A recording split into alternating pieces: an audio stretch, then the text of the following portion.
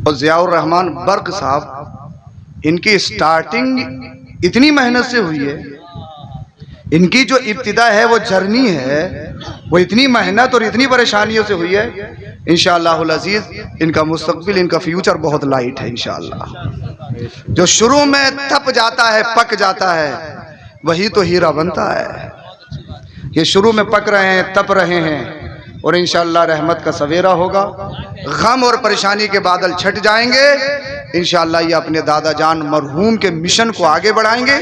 मैं दुआ भी करता हूँ, मशवरा भी देता हूँ, जब तक जिंदा रहें कौम मिल्लत के लिए हमेशा काम करते रहें। इसलिए कि कोई कुर्सी से जिंदा नहीं रहता है, कोई सत्ता से भी जिंदा नहीं रहता है। कौम उसे जिंदा रखती है जो कौम के लिए काम करता है। वाह वाह, क्या बात। कौम के लिए काम कीजिए, मेहनत करते रहिए और एक बात याद रखिए, ऊंचा जो चढ़ गया गिराया नहीं जाएगा, रिफत की मंजिलों से हटाया नहीं जाएगा। ऊंचा जो चढ़ गया गिराया नहीं जाएगा, रिफत की मंजिलों से हटाया नहीं जाएगा। खुद रोशन किया हो जिसे रब्बे कदीर ने, फूकों से वो चिराग बुझाया नहीं जाएगा। वाह भाई वाह, सुभान अल्लाह। आंधियां आएंगी और जब एक चीज और है, जब आप आसमान में उड़ेंगे तो चील कौवे तो टकराने। या तो अपने घर में बैठिए, घर में बैठने वाला इंसान जो बिल्कुल बेकार हो उसका कोई मुखालिफ नहीं होता है, उसे कोई मतलब भी नहीं होता। इमाम साहब जब तक साइकिल पे हैं तो पूरे मोहल्ले में कोई उसका मुखालिफ नहीं होता है। बड़े नेक होते इमाम साहब जब तक साइकिल में हैं, इनसे बड़े अच्छे हैं, बड़े नेक हैं, बड़े सीधे हैं। और जैसे ही अगर वो कार पे आ गए तो लोग हिसाब लगाना शुरू कर देते हैं। ये मिजाज है कौम का, ये मिजाज है कौम का। अब जब आसमान में उड़ेंगे तो चील कौवे तो टकराने हैं, मगर अगर आप में हिम्मत नहीं है तो घर बैठिए, और हिम्मत है तो पहाड़ की तरह मजबूती के साथ खड़े होइए। आंधियां आएंगी, तूफान आएंगे, इंशाअल्लाह हम पूरी मजबूती के साथ खड़े रहेंगे और इंशाअल्लाह बेड़ा भी पार हो जाएगा। जंग हौसलों से जीती जाती है, जंग हिम्मत से जीती जाती है। अल्लाह इनको, आपको, सबको सलामत रखे और जो परेशान हाल हैं अल्लाह पाक उनकी परेशानियों को दूर फरमाए। अल्लाह पाक वतन अजीज मुल्क हिंद में अमन व अमान सुकून अता फरमाए, हर तरह की बेराह रवी को दूर फरमाए। सारे जहां से अच्छा हिंदुस्तान हमारा, हम बुलबुलें हैं इसकी ये गुलसितां है हमारा। हम मोहब्बत के साथ, इंतहाई अकीदत के साथ, अच्छे सुनने के लिए तैयार हो गए हैं? जितनी देर सुनोगे इंशाअल्लाह सुनाऊंगा, फिर सलात व सलाम होगा इंशाअल्लाह। और अल्लाह का करम ये देखिए, कल परमिशन नहीं हुई, आज है। और जो जो लोग आपके जलसे में आपने मदू किए थे वो सब आ गए, ये बहुत बड़ी बात है जी। कारी साहब की तारीख नहीं मिलती है, सैफुल्लाह सुल्तानी साहब की भी नहीं मिलती है, कारी इकबाल साहब जो पहले बोल के गए वो भी बहुत मसरूफ खतीब हैं। हम भी जगह जगह मिलाद शरीफ में जाते रहते हैं, तो ये अच्छा था कि करीब में था, वहाँ भी हाजिरी हो गई, वहाँ भी वादा पूरा हो गया और आपसे भी मुलाकात हो गई। और माशाअल्लाह ये आपके इलाके की दो मोतबर हस्तियाँ ये भी तशरीफ ले आए। अल्लाह पाक आप सबको सलामत रखे, इंतहाई अकीदत मोहब्बत के साथ। आवाज़ें चाहे आपकी पस्त हों, दिल मदीने की जानिब झुकाओ, इसलिए कि मेरा नबी जैसे जोर से सुनता है वैसे ही दिल की आवाज़ को भी सुनता है। बरेली का रजा बोला, दूर नजदीक के सुनने वाले वो कान, काने लाले करामत पे लाखों सलाम।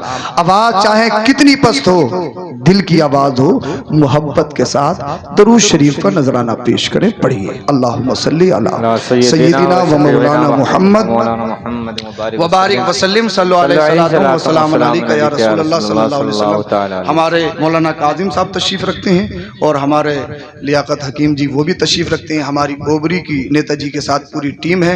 अल्लाह आप सबको, इन सबको सलामत रखे। हमारे और दीगर अइम्मा हजरात भी हैं।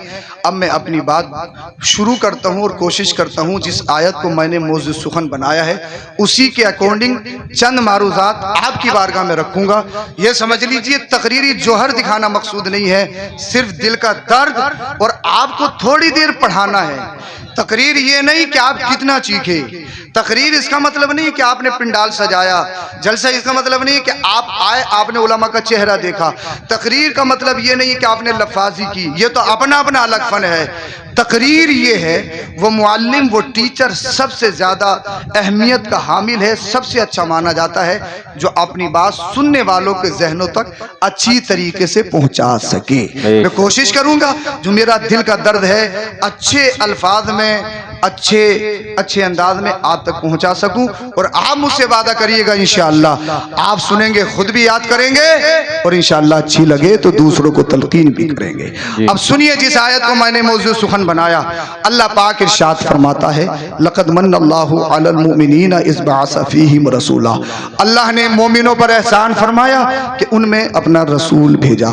अल्लाह ने मोमिनों पर एहसान फरमाया, मेरे नबी का मुझ पर एहसान, हमारे नबी का आप पर एहसान, कायनात के जर्रे जर्रे पर मुस्तफा का एहसान है। बोलो जरा सुभान अल्लाह। हुसैनी रंग चढ़ाइए अपने ऊपर, हुसैनी रंग, इसलिए कि आप घरों की छतों पे, आप घरों की फसीलों पर जो झंडे लगाते हैं, मुमकिन है उन झंडों का रंग महीना 2 महीना या साल 2 साल में फीका पड़ सकता है, मगर अगर इश्क़े रसूल का रंग दिल पे चढ़ जाए, बोल दो, अगर ये दिल हुसैनी रंग में रंग जाए, अगर ये दिल इश्क़ रसूल में रंग जाए, तो फिर इंशाअल्लाह जीने का भी मजा है और मरने का भी मजा है। वाह भाई वाह, सुभान अल्लाह। इसलिए कि हम सच्चे पक्के आशिक़ रसूल हमें बनना है। अब अल्लाह पाक ने फरमाया, अल्लाह ने एहसान फरमाया मोमिनों पर, उनमें अपना रसूल भेजा। अब इस बात को रोककर एक बात आपके गोश गुजार करता हूँ, मेरी माँ ने मुझे जन्म दिया, मेरी माँ का एहसान, आपकी माओ ने आपको जन्म दिया, आपकी माँ का एहसान, मेरे बाप ने, मैं अपने बाप के वसीले से दुनिया में आया, मेरे बाप का एहसान, आप अपने बाप के वसीले से दुनिया में आए, आपके बाप का आप पर एहसान। जनाब मानो या मत मानो, डॉक्टर हो, इंजीनियर हो, प्रोफेसर हो, अल्लामा हो, फाहमा हो, मुफ्ती वक्त हो, कोई भी हो, हर एक पर उसके माँ बाप का एहसान है या नहीं है? तो बोलो जरा सुभान अल्लाह। इसलिए अल्लाह अल्लाह, अगर मेरे माँ बाप नहीं होते मैं दुनिया में आता नहीं, दुनिया में आता नहीं तो पढ़ता कैसे, पढ़ता नहीं तो मेरे लिए सोफा कैसे बिछाते, मैं आपको तकरीर करके कैसे सुनाता, आप मेरी तकरीर कैसे सुनते जब दुनिया में आते ही नहीं। इसलिए मेरा दुनिया में आने का वसीला बने मेरे बाप, आपके दुनिया में आने का वसीला बने आपके माँ बाप, तो मेरे माँ बाप का मुझ पर एहसान, आपके माँ बाप का आप पर एहसान। मगर दुनिया में एक जात ऐसी है उसका कायनात पर एहसान है, उस पर किसी का एहसान नहीं। वो कौन है? जिसकी आमद के जलसे में आप आए हो, वो मदीने वाला मुस्तफा है, वो आमिना का लाल है। कायनात पर मुस्तफा का एहसान है, मुस्तफा पर किसी का एहसान नहीं। न उनके वालिद हजरत अब्दुल्ला का एहसान है, न उनकी वालिदा हजरत आमिना का एहसान है। बोलो जरा सुभान अल्लाह। अब मेरी बात सुनिएगा आप, एहसान बाप का इसलिए होता है कि बाप बच्चे पर एक एहसान करता है, बाप ये करता है बच्चे की परवरिश करता है, रिक्शा चलाए, मजदूरी करे, फैक्ट्री में काम करे, कुछ भी करे, चोरी करे, डकैती डाले, मगर बाप ये चाहता है मेरे बच्चे के हाथ में कलम आ जाए, पढ़ लिख कर अच्छा इंसान बने। आप ये मत समझना सैयद साहब चोरी डकैती को प्रमोट करके चले गए, साहब चोरी चोरी है, डकैती डकैती है, चाहे बच्चों के लिए करो चाहे माँ बाप के लिए करो। कुरान तो कहता फक़्तऊ ऐदियहुमा, जो चोरी करे उसके हाथ काटे जाएं। कुरान के फैसले और शरीयत के फैसले तो अल्लाह अल्लाह जो जुल्म है उसके खिलाफ बहुत खतरनाक है। अब चोरी चोरी है, डकैती डकैती है। मेरे बताने का मतलब ये है बाप चाहे कुछ भी हो, लेकिन बाप चाहता है मेरा बच्चा पढ़ लिख कर अच्छा इंसान बन जाए, काबिल बने, नेक बने। कोई भी नहीं चाहता है कि मेरा बच्चा बिगड़े, इसलिए कि बाप बच्चे पर एहसान करता है, बच्चे की परवरिश करता है। मगर जनाब बच्चे पर माँ 2 एहसान करती है। पहला एहसान तो ये है कि बच्चे की परवरिश करती है, उसका ख्याल रखती है। दूसरा सबसे बड़ा एहसान माँ का ये है कि माँ बच्चे को जन्म देती है। बोल दो जरा सुभान अल्लाह। माँ क्या करती है बच्चे को? अच्छा सही लग रहा है? बस 2-3 मिनट और बर्दाश्त कर लो, अगर सही नहीं लगे तो आप चले जाना, बस मुझे तमहीद मानने दो। बोलो जरा सुभान अल्लाह। सुभान अल्लाह। माँ बच्चे पर 2 एहसान। फर्स्ट एहसान ये है कि बच्चे की परवरिश करती है, बच्चे को पालती है। कैसे? अगर ये काम आपको आसान लग रहा है तो फिर मेरी ज़बानी सुनिए। शाहपुर की सरजमी पर जो सबसे ज्यादा स्ट्रॉन्ग, ताकतवर हो, सबसे ज्यादा मजबूत हो, अगर वो ये समझे कि बच्चे की परवरिश करना या बच्चे को जन्म देना आसान है, उसको एक मशवरा दूंगा, सिर्फ 3 किलो का पत्थर या 3 किलो की ईंट अपने पेट से बांधे, सिर्फ 1 हफ्ता रहना है, खाना भी है, पीना भी है, सोना भी है, चलना भी है, फिरना भी है। अल्लाह अल्लाह कितना ही मजबूत इंसान हो, उसका सीना 42 का नहीं 46 का, 46 का हो, 50 का हो, 1 हफ्ता 3 किलो का पत्थर अपने शिकम शिकम पे पेट पे बांध कर रह नहीं सकता है। अल्लाह ने ये ताकत, ये मजबूती, ये हिम्मत, ये हौसला माँ को दिया है। अपने बच्चे को शिकम में 9 माह रखती है, अपने बच्चे की परवरिश कैसे करनी है, बच्चे का कैसे ख्याल करना है। मई जून की गर्मी पड़ रही है, फ्रिज घर में मौजूद है, ठंडे पानी को पीने दिल चाहता है, हाथ बढ़ाती है, मगर डॉक्टर की बात याद आई, अगर ठंडा पानी पिया प्रेगनेंसी के दिनों में तेरे बच्चे को नुकसान हो सकता है, बच्चे पे गलत असर मुरतब हो सकते हैं। माँ की ममता तड़पती है, पानी छोड़ दूंगी, बिरयानी छोड़ दूंगी, खाना छोड़ दूंगी, मगर बच्चे को नुकसान नहीं होने दूंगी। एक माँ अपनी ख्वाहिशात का गला घोट कर अपनी पैरों के नीचे रोन देती है, जानते हो किसके लिए? अपनी औलाद के लिए, अपने बच्चे के लिए। अल्लाह अल्लाह। और सबसे मुश्किल काम बच्चे को जन्म देना है। बहुत सारी माएं इस दुनिया को छोड़कर चली जाती हैं, कितनी माओं ने अपने बच्चों के चेहरे नहीं देखे, कितने बच्चों ने अपनी माओं के चेहरे नहीं देखे। शरीयत कहती है वो शहीदा है। अल्लाह अल्लाह। तो माँ का एहसान बच्चे पर इसलिए है कि माँ बच्चे को जन्म देती है, जन्म देने में तकलीफ होती है, प्रॉब्लम होती है। तो मैंने कहा मेरी माँ का मुझ पर एहसान, आपकी माँ का आप पर एहसान, मगर मेरे नबी पर ना आपके वालिद का एहसान है, ना हजरत आमिना का एहसान है। एहसान क्यों होता है? एहसान इसलिए होता है कि बच्चे को जन्म देते हुए माँ को तकलीफ होती है, दर्द होता है, प्रॉब्लम होती है। अब आओ मेरे नबी की वालदा सैयदा आमिना से पूछो, जब आपका बेटा लगते जिगर मोहम्मद बिन अब्दुल्ला इस दुनिया में तशरीफ लाए तो कंडीशन क्या थी, कैफियत क्या थी? हजरत आमिना बोली मेरा बेटा आ गया, मुझे कुछ पता ही नहीं चला। सुभान अल्लाह, सुभान अल्लाह। नारे तकबीर, बोल दो। नारे रिसालत, सरकार की आमद, आका की आमद, सैयद अफरोज मियां साहिब क़िबला, नारे तकबीर, नारे रिसालत। मुस्तफा की अम्मी बोली मेरा बेटा आया, दर्द नहीं, तकलीफ नहीं, प्रॉब्लम नहीं। मैंने कहा हो भी कैसे सकती थी? इसलिए दुनिया के बच्चे आते हैं, अपनी माँ को रुलाते हुए आते हैं। आमिना का लाल, अब्दुल्ला का लख्ते जिगर, मेरा नबी जिनकी आमद के जलसे में आए हो। मुस्तफा दुनिया में किसी को रुलाने के लिए नहीं आए हैं, बल्कि रोते हुए को हंसाने के लिए आए हैं, सुकून देते हुए आए हैं। अब एक बात और यहाँ पर ये बता दूं, तकलीफ क्यों होती है? तकलीफ होती है गोश्त के लोथड़े से। कुरान ने बयान किया, फम्मा खलकना नुत्फा अलका फखलकना अलका मुदगा फखलकना मुदगा इज़ामा फकसौना इज़ामा लहमा सुम्मा अंशअनाहु खल्क़न आखर फतबारकल्लाहु अहसनुल खालिकीन। कुरान फरमाता है सबसे पहले 40 दिन वो पानी की शक्ल में होता है, नुत्फा होता है, 40 दिन का पीरियड होता है, फिर गोश्त का लोथड़ा बनता है, एक जगह जमा होता है। जब 4 माह कंप्लीट हो जाते हैं, अल्लाह अल्लाह रूह फूकी जाती है, बदन बच्चे के आधा बनना शुरू होते हैं, बच्चे की नशोनुमा होती है। ये कौन बता रहा है? ये अल्लाह की किताब कुरान बता रही है। ये कौन बता रहा है? ये हमारी निसाबी कुरान, अल्लाह की आसमानी किताब कुरान बता रहा है।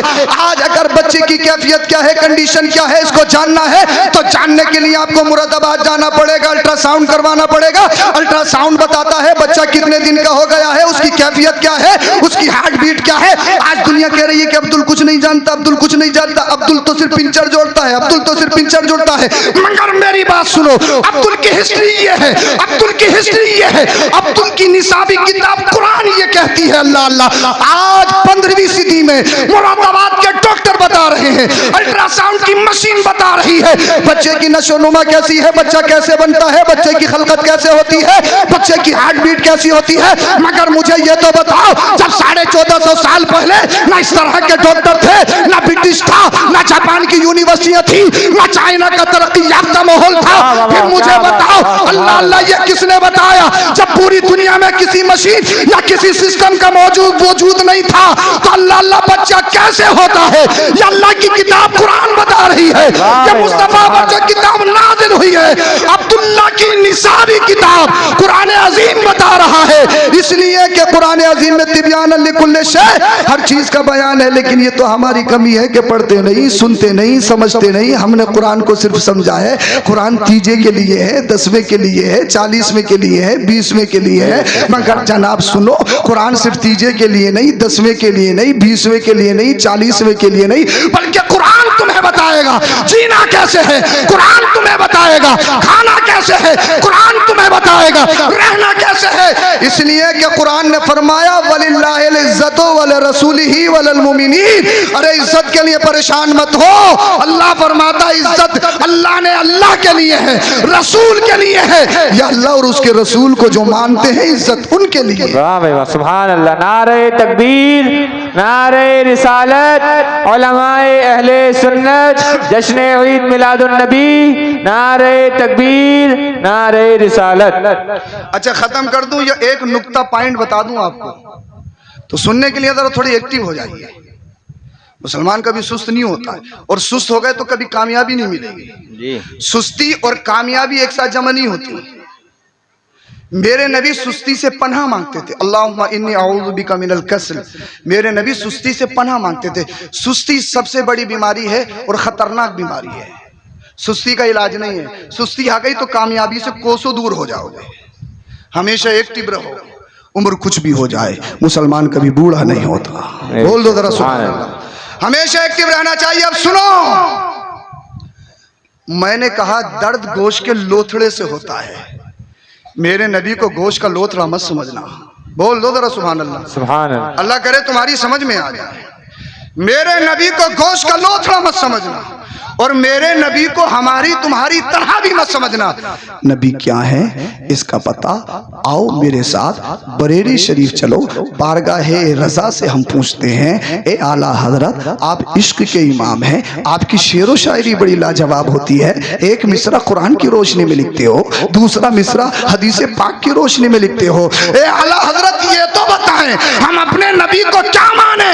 जब बारगाहे रजा में ये सवाल किया तो तुरबत आला हजरत से आवाज आई, या रसूल अल्लाह तेरी नस्ल पाक में है। बोल दो यार, बोल दो, तेरी नस्ल पाक में है। बच्चा बच्चा नूर का, तू है ने नूर, तेरा सब घराना नूर। मुस्तफा नूर है, और नूर किसी को तकलीफ नहीं देता है। नूर किसी को परेशान नहीं करता। जानते हो नूर किसे कहते हैं? नूर लाइट को कहते हैं, नूर प्रकाश को कहते हैं, नूर रोशनी को कहते हैं। और इसकी दो कैटेगरी है, दो किस्में हैं। एक नूर इंसानी होता है, एक नूर रब्बानी होता है। अगर अल्लाह करे आपकी समझ में आ जाए। समझ में तो आ रही है? बहुत जल्दी अपनी बात खत्म करने वाला हूं जनाब। नूर इंसानी ये है जो ये आपने सिस्टम लगाया जिससे रोशनी हो रही है। इसका कनेक्शन आपके हाथ में, आप चाहो तो इसे मिनट में बंद कर दो। कनेक्शन आपके हाथ में। जनरेटर जैसे ही आप बंद करोगे अंधेरा ही अंधेरा हो जाएगा। इसको कहते हैं नूर इंसानी। इसका कंट्रोल आपके हाथ में, इसका कंट्रोल आपके कब्जे में। मगर जनाब एक नूर ऐसा है जिसका कब्जा, जिसका कंट्रोल आपके हाथ में नहीं है। वो कौन है? वो नूर रब्बानी है। दुनिया में रोशनी क्यों होती है दिन में? बोलो, किसकी वजह से? सूरज की वजह से। किसकी वजह से? अगर शाहपुर या तुम जितने भी हो, अगर किसी में इतनी हिम्मत है तो सूरज की रोशनी खत्म करके दिखाओ। कर सकते हो? चांद रात में रोशनी क्यों देता है और सितारे अपनी चमक क्यों फैलाते हैं? सुनो, सूरज का कनेक्शन चांद का कनेक्शन सूरज से है। अगर सूरज रोशनी देना छोड़ दे, चांद रोशनी नहीं देगा। और ऐसे ही अगर चांद रोशनी देना छोड़ दे तो सितारे भी रोशनी नहीं देंगे। सिस्टम गड़बड़ा जाएगा। अब मैं आपसे कहूं जनाब सूरज की रोशनी खत्म कर दो, कहोगे नहीं कर सकते। मैं कहूं चांद की रोशनी खत्म कर दो, कहोगे नहीं कर सकते। मैं कहूं सितारों की रोशनी खत्म कर दो, नहीं कर सकते। क्यों? जवाब मिला, ये नूर ऐसा है हमारे हाथ में नहीं, हमारे इख्तियार में नहीं, इसका सिस्टम हमारे कब्जे में नहीं। ये तो अल्लाह का नूर है। बोल दो जरा सुभान अल्लाह।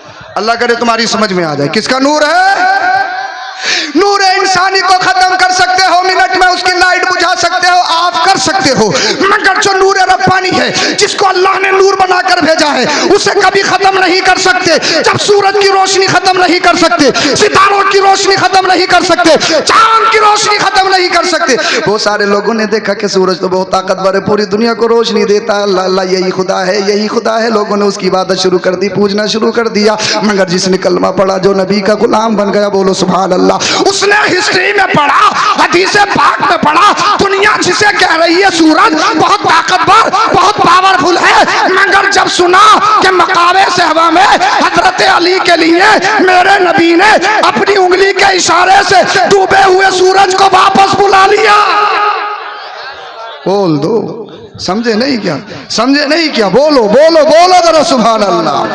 यानी दुनिया जिसे कह रही है कि सूरज बहुत पावरफुल है, वो बहुत पावरफुल है, मगर वो तो मेरे मेरे नबी की उंगलियों पे नाच रहा है, नबी की उंगलियों पे घूम रहा है। बरेली का रजा बोला, सूरज उल्टे पांव पलटे, चांद इशारे से हो चांद। अंधे नजदी देख ले कुदरत रसूलुल्लाह की। दुनिया ने कहा कि चांद बहुत पावरफुल है, चांद बहुत पावरफुल है, चांद को अल्लाह अल्लाह रात में रोशनी देता है, रात में रास्ता दिखाता है। मगर जब मुसलमान ने नबी की जिंदगी को पढ़ा, चांद कितना ही पावरफुल है, मगर मेरे नबी पालने में लेटे हैं। जिधर मुस्तफा की उंगली जा रही है, आसमान का चांद भी उधर जा रहा है। अल्लाह अल्लाह लोगों ने कहा कि साहब पेड़ पौधे, अल्लाह अल्लाह ये पेड़ पौधे बहुत ताकतवर हैं, फल देते हैं, साया देते हैं, तो यही पावरफुल है, यही शक्ति है। मगर जब मुसलमान ने नबी की जिंदगी को पढ़ा, जो फल देता है, जो साया देता है, वो पेड़ तो मेरे नबी के इशारे पर अपनी जड़ें छोड़कर, अपनी पकड़ छोड़कर नबी के कदमों में आ रहा है। सुभान अल्लाह।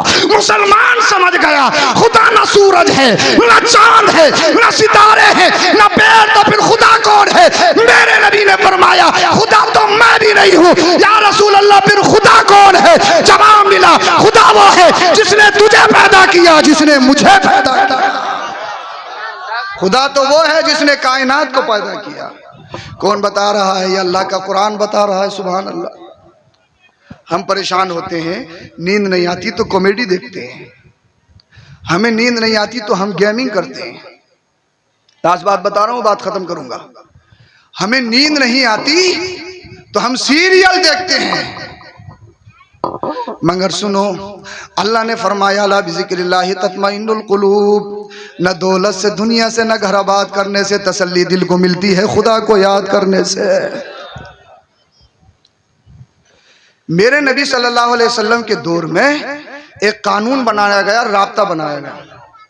वो जुबैर जमाली हैं, ट्रेन नहीं आएगी तुम्हारे गांव में, पटरी नहीं है, इतनी गौर से मत देखो, कोई नई चीज नहीं है। इनकी नाते पाक आपने सुन ली है, बोलो जरा सुभान अल्लाह।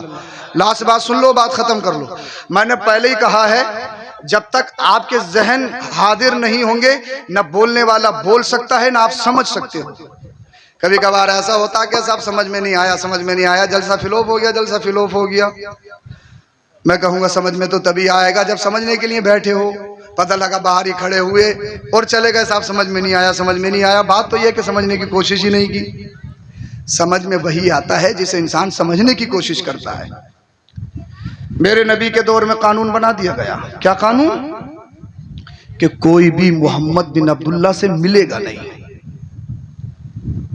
उनके ज़बानी कुरान नहीं सुना जाएगा।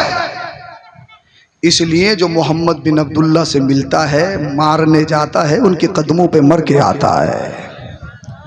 ये कानून लगाया दुनिया का सबसे बड़ा आतंकवादी अबू जहल, जो इंसानियत के नाम पर धब्बा पत्थर दिल। अबू जहल ने कानून बना दिया, कोई भी मोहम्मद बिन अब्दुल्ला की बात को नहीं सुनेगा। अबू सुफियान भी साथ में शरीक, अखनस भी साथ में शरीक। मगर जैसे ही रात होती, नबी कुरान पढ़ते, अबू जहल छुप छुप के नबी का कुरान सुनते। बोल दो कौन? जो सबसे बड़ा सरगना लीडर है, लीडर जो अपने आप को कौम का सरदार कहे, सैयदुल वादी कहे। अबू जहल नबी के ज़बानी छुप छुप के कुरान सुन रहा। मुझे बताओ, अगर मिस्र का कोई कारी यहाँ पर कुरान आके पढ़ने लगे तो आपका दिल ये चाहता है कि पूरी जिंदगी कुरान पढ़ता रहे, हम पूरी जिंदगी कुरान शरीफ सुनते रहे। और मेरे नबी कुरान शरीफ पढ़ते होंगे तो फिर कैसा पढ़ते होंगे? मैं क्या बयान कर सकता हूँ, आप कैसे सुन सकते हो? तसव्वुर कर लो, मुस्तफ़ा जिन पर नाजिल हुआ है कुरान, वो पढ़ते होंगे तो कैसा पढ़ते होंगे? अबू जहल छुप के कुरान सुन रहा है।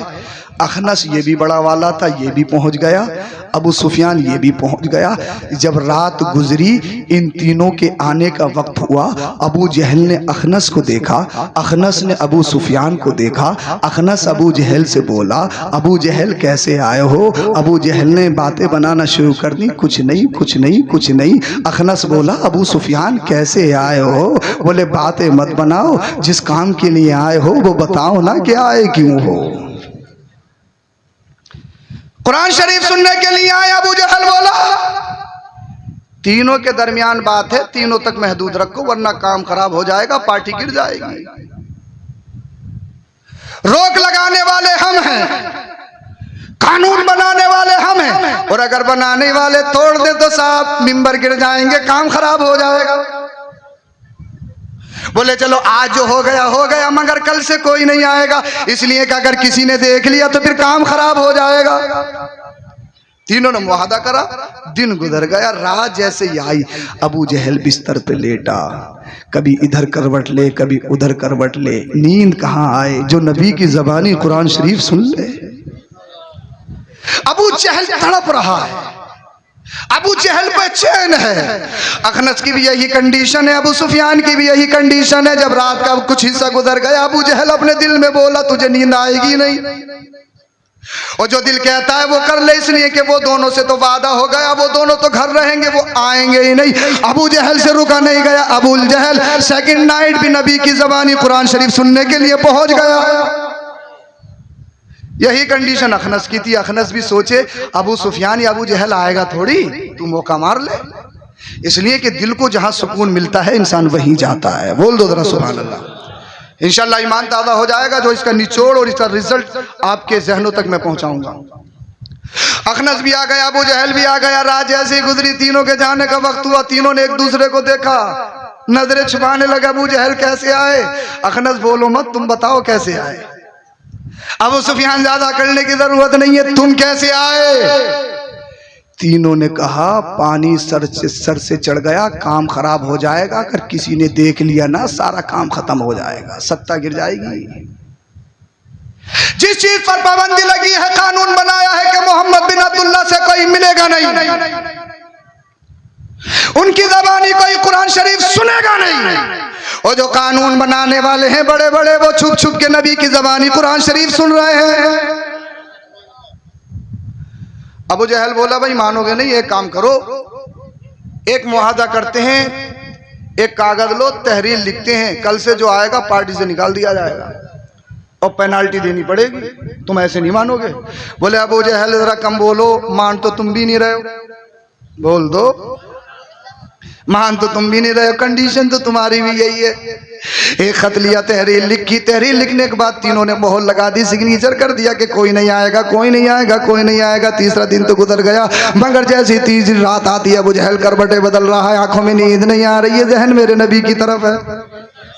अखनस की भी यही कंडीशन है, अबू सुफियान की भी यही कंडीशन है। जब बहुत हिस्सा गुजर गया, अबू जहल ने दिल में सोचा आज तो मुआहदा हुआ है, वो दोनों थोड़ी आएंगे, जब नींद आ ही नहीं रही है, जब सुकून मिल ही नहीं रहा, तो वहां चल जहां दिल को सुकून मिले। आ गया अबू जहल तीसरी रात। कौन? जो सबसे बड़ा आतंकवादी है, मेरे नबी का सबसे बड़ा दुश्मन। हक सर चढ़ के बोलता है, हर जुल्म की एक लिमिट है, एक इंतहा खत्म होना है, जालिम कोई बाकी नहीं रहा है। बड़े बड़े अच्छे बड़े बड़े कर्रोफर दुनिया में आए, जिनकी मूंछों पे चिराग जलते थे, काम खत्म हो गया। एक दिन तुम्हें भी जाना, एक दिन मुझे भी जाना, दुनिया में तो कोई रहा ही नहीं है, जाना सबको है। और मैंने बताया इस दुनिया में जिंदा रहना है तो कौम के लिए कुछ करना पड़ेगा। अबू जहल आ गया, अखनस भी आ गया, यही सोच के अबू सुफियान भी आ गया कि आज थोड़ी कोई आएगा, आज थोड़ी कोई आएगा। तीसरी नाइट थी, तीसरी रात थी साहब, जब मेरे नबी ने कुरान शरीफ की तिलावत फरमाई, जब ख़त्म की तिलावत, ये अपने घर को जाने लगे। अबू सुफियान ने अबू जहल को देखा, अबू जहल ने अखनस को देखा, तीनों की बात है अल्लाह अल्लाह, तीनों की नजरें नहीं मिल रही कि कायदा कानून तोड़ दिया, कायदा कानून तोड़ दिया, कायदा कानून तोड़ दिया। अल्लाह अल्लाह। यहाँ पर एक बात रोक के मैं कहता हूँ, तफसीर जलालैन शरीफ में तफसीर सावी के हवाले से एक बात लिखी है। किसी ने अबू जहल से पूछा, अबू जहल ये बता, बार बार नबी की ज़बानी कुरान शरीफ सुनने के लिए जा रहा है, तेरी दुश्मनी एक तरफ है, मगर ये तो बता मोहम्मद बिन अब्दुल्ला के बारे में तेरा कॉन्सेप्ट क्या है, तेरा ख्याल क्या है, तेरा ओपिनियन क्या है, वो ज़रा वो बता दे। बोल दो जरा सुभान अल्लाह। मेरी तकरीर का निचोड़ है, अल्लाह करे आपके जहनों तक पहुंच जाए। और अगर आपके दिलों में पत्थर के टुकड़े नहीं, अगर गोश्त का टुकड़ा है, तो फिर ज़मीर में जरूर इनकलाब पैदा होना चाहिए। अल्लाह अल्लाह। किसी ने पूछा, अबू जहल बता मोहम्मद बिन अब्दुल्ला के बारे में ओपिनियन क्या है, कॉन्सेप्ट क्या? अबू जहल बोला किसी से कहोगे तो नहीं, छुपाना चाह रहा था। ऐसी छुपी 15वीं सदी में शाहपुर में भी जिक्र हो रहा है। अबे छुपती वो है जिसे रब छुपाए, और जिसे अल्लाह जाहिर करे कोई छुपा ही नहीं सकता है। छुपता वही है जिसे खुदा छुपाए। अबू जहल बोला किसी से कहोगे तो नहीं, किसी से बताओगे तो नहीं। सुनने वाले ने कहा नहीं बताऊंगा, मगर बता तो सही, तेरा दिल क्या कहता है मोहम्मद बिन अब्दुल्ला के बारे में, तेरा ओपिनियन क्या है? अल्लाह अल्लाह अबू जहल बोला, अल्लाह अल्लाह कहना मत किसी से, मगर मेरा ओपिनियन सुनो, मानू या ना मानू मगर मोहम्मद सच्चे हैं। अब भी नहीं बोलोगे, अब भी नहीं बोलोगे तो फिर कब बोलोगे? मोहम्मद सच्चे हैं। तो किसी ने कहा फिर कलमा पढ़ के मुसलमान क्यों नहीं होता, ये अपनी खुराफात छोड़ क्यों नहीं देता है, अल्लाह अल्लाह आतंकवाद से शांति और शांति सुकूनत की तरफ आता क्यों नहीं है? अबू जहल बोला, क्या तुम्हें पता नहीं है मैं अपनी कौम का लीडर हूँ, मैं फुल सत्ता में फुल ताकतवर हूँ, मैं अपनी कौम का बहादुर इंसान हूँ, मैं सैयदुल वादी हूँ। अगर मोहम्मद के दरवाजे पे जाऊंगा गुलाम बनना पड़ेगा, सत्ता पे लात मारनी पड़ेगी, कुर्सी छोड़नी पड़ेगी। अब मैंने कहा ये तेरी कमकली थी, ये तेरी बेवकूफी थी। क्या तूने देखा नहीं हबशा का रहने वाला काली रंगत का बिलाल, जिसे दुनिया गुलाम कहती थी, मगर जिस दिन मुसलमानों ने मेरे नबी ने मक्का फतह किया दुनिया ने देखा और इरशाद फरमाया बिलाल मक्की भी मौजूद है, अरबी भी मौजूद है। काबे की छत पे चढ़ कर कोई मक्का का रहने वाला अजान नहीं पड़ेगा, अगर कोई अजान पड़ेगा तो काली रंगत का बिलाल आज अजान पड़ेगा। दुनिया वालों ने देखा कि हजरत बिलाल हबशी काबे की छत पे खड़े, लोग बातें बनाने लगे। अल्लाह हमारी किस्मत में ये दिन भी देखने को रह गया था, गुलाम काली रंगत का हबशी हजरत बिलाल काबे की छत पे खड़ा है। बड़े बड़े गोरे मौजूद हैं। उस टाइम पे गोरों को तरजीह दी जाती थी, उस टाइम पे बरादरी, उस टाइम पे कबीलों में बड़ी तरजीह दी जाती है।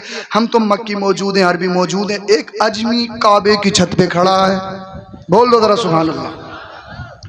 कुरान की आयत नाजिल हुई, इन्ना अकरमकुम इंदल्लाहि अत्काकुम। ए हबीब इन्हें बता दो, यहाँ नस्ब नहीं चलेगा, यहाँ कबीला नहीं चलेगा, यहाँ खानदान नहीं चलेगा, यहाँ पावर नहीं चलेगी। ए अल्लाह फिर क्या चलेगा? जवाब आया, देखना ये है जिसके दिल में इसके रसूल का जाम है, जो सच्चा पक्का आशिक़े नबी है, वो दुनिया का भी इमाम है। जब कब्र में जाएगा वहां भी चैन की नींद सुला दिया जाएगा। इसलिए शायर ने कहा है, जब तक बिके ना थे कोई पूछता ना था, तुमने खरीद के आका अनमोल कर दिया। तो शाहपुर कुर्बो जवार के जिंदा दिल मुसलमान हो, अगर तुम्हें नींद ना आए, प्रॉब्लम हो, परेशानी हो, रंजो अलम ने घेर लिया हो, तो सोशल मीडिया का यूज ना करो, कुरान शरीफ पढ़ना शुरू कर दो या कुरान शरीफ सुनना शुरू कर दो, तुम्हारा गम दूर हो जाएगा, तुम्हारी परेशानी दूर हो जाएगी। इसलिए आप सच्चे पक्के मुसलमान बन जाइए और तुम्हारे लिए निसाबी किताब कुरान करीम की शक्ल में एक मुकम्मल ज़ाब्ता हयात है, उसको मजबूती के साथ पकड़ना है। समझ रहे हैं आप लोग? और अपने बच्चों को मजदूर मत बनाइए, मजदूर मत बनाइए। अगर बाइज्जत शहरी रहना चाहते हो तो अपने बच्चों के हाथों में ईंट गारा नहीं, बल्कि उनके हाथों में कलम दे के उन्हें अच्छा इंसान बनाना है। बोल दो जरा सुभान अल्लाह। जलसे का मतलब यही है, दीन सिर्फ मस्जिद मदरसा नहीं है, दीन सिर्फ मस्जिद मदरसा नहीं है। अपनी कौम को जुमा इस्लाम में इसीलिए रखा गया है ताकि इमामे जुमा वो तकरीर करे जो कौम की ज़रूरत हो, इसलिए जुमा कायम किया गया। इसलिए और अपनी माँ बहनों से भी गुजारिश है, अल्लाह और उसके रसूल का वास्ता, इर्तिदाद से बचिए, अपने ईमान की हिफाजत कीजिए, अपने पर्दे की हिफाजत कीजिए। इसलिए तुम्हारा आइडियल वो नहीं है, मुंबई के आवारा माहौल में पलने वाली, वो तुम्हारा आइडियल नहीं है। तुम्हारा आइडियल तो मुस्तफ़ा की बेटी हजरत फातिमा ज़हरा है। और इस शान से जियो, तुम्हारा चलना बताए नबी का गुलाम है, खाना बताए नबी का गुलाम है, पीना बताए नबी का गुलाम है। जब इस कंडीशन में दुनिया से जाएगा, दुनिया वाले कहेंगे नेक था, परहेजगार था, मुत्तकी था, अच्छा था, दुनिया से चला गया। अल्लाह अल्लाह, आसमान के फरिश्ते ऐलान करेंगे, आज आ रहा है शाहपुर की सरजमी से कोई दुनियादार नहीं आ रहा है, मदीने के ताजदार का गुलाम आ रहा है। और फरिश्ते तुमसे कब्र में सवाल करेंगे, मर रब्बुका मा दीनुका मा कुंत तक़ूलु फ़ी हक़्क़ि हाज़ा रजुल, बता इनके बारे में तेरा क्या ख्याल है, बता ये कौन है। एक आशिक रसूल बढ़ चढ़ के कहेगा, फरिश्तों सवाल बाद में करना, पहले नबी के कदम तो चूम लेने दो। शहरे यारे हिरम, ताजदारे हरम, लो बहारे शफाअत पे लाखों सलाम, जमीनो जमा मकीनो मकान, चुनियो चुना, बने दो जहां, दहन में ज़बा गाली देने के लिए नहीं, गाना गाने के लिए नहीं, सबको शितम करने के लिए नहीं, चुगली करने के लिए नहीं, झूठ बोलने के लिए नहीं, गीबत करने के लिए नहीं, दहन में ज़बा बदन में है जा, मारने के लिए नहीं, अपनी ताकत का लोहा दिखाने के लिए नहीं, बदन में है जा, पैसा कमाने के लिए नहीं, पैसा कमाओ जायज़ कमाओ, कोई नाजायज़ नहीं है, हराम नहीं है, शरीयत ने कोई फाउंडेशन नहीं लगाया, जितना चाहो कमाओ, करोड़पति नहीं, मैं तो दुआ करूंगा अरबपति बन जाओ, मगर याद रखो ड्रीम 11 से कभी अरबपति नहीं बनोगे, जुए से कभी अरबपति नहीं बनोगे, बर्बाद हो जाओगे, तुम्हारी नस्लें बर्बाद हो जाएंगी, शराब से नशे से कभी भी तुम तरक्की नहीं कर सकती, इसलिए कि नशा और शराब तुम्हारी इज्जत खत्म कर देता, तुम्हारी सेहत खत्म कर देता, तुम्हारी अक्ल खत्म कर देता है। अबे तुम उनके गुलाम नहीं हो। आला हजरत बोले हम आए यहाँ, बोल दो जरा, तकरीर खत्म है, हम आए यहाँ, उठे भी वहां, उठे भी वहां, उठे भी वहां, और जिंदगी का निचोड़ ये है, या रसूल अल्लाह तुम्हें जाना तुम्हें माना, न रखा खैर से काम, लिल्लाहिल हम्द में दुनिया से मुसलमान गया, जिएंगे तो नबी की मोहब्बत में, मरेंगे तो नबी की मोहब्बत।